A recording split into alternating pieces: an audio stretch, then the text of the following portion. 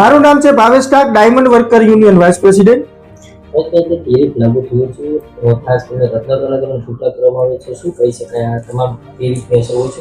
અમે કીધું હતું કે ડાયમંડ ઇન્ડસ્ટ્રીઝ ઉપર ટેરિફ લાગશે તો એની ગંભીર અસર આપણા હીરા ઉદ્યોગમાં પડશે. એની અસર આજે જોવા મળી રહી છે. કતારગામ કાચાનગર ખાતે જે ક્રિસ ડીએમ નામની જે ડાયમંડ કંપની છે એને 200 જેટલા કારીગરોને છૂટા કર્યા છે. 100 જેટલા કારીગરો આજે છૂટા કર્યા છે અને આવનારા દિવસોની અંદર પણ એ છૂટા કરવાનો દોર ચાલુ છે એવી માહિતી અમને મળી રહી છે. કારીગરો અત્યારે યુનિયનની ઓફિસે પોતાના અધિકારોની વાત કરવા આવ્યા છે. તો હું એટલું જ કહેવા માંગુ છું કે જો કારીગરોને છૂટા કરી દેવા, દિવાળીનો સમય છે, દિવાળીના સમયમાં એને કોઈ પણ કામે રાખી એવી પોઝિશન નથી. ઓલરેડી 2 વર્ષ ત્યાં મંદીનો માહોલ ચાલી રહ્યો છે.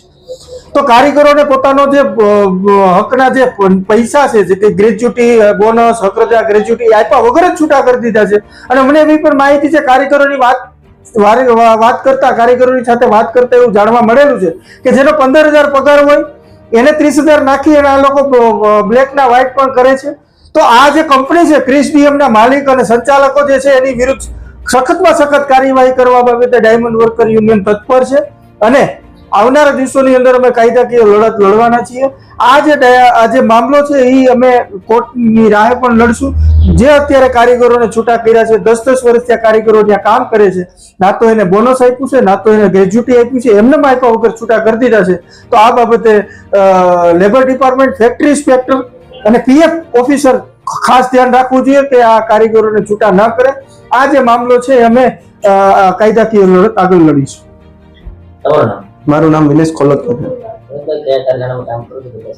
હું 5 વર્ષથી ક્રિસ ડીએમ કાસાનગરમાં નોકરી કરું છું.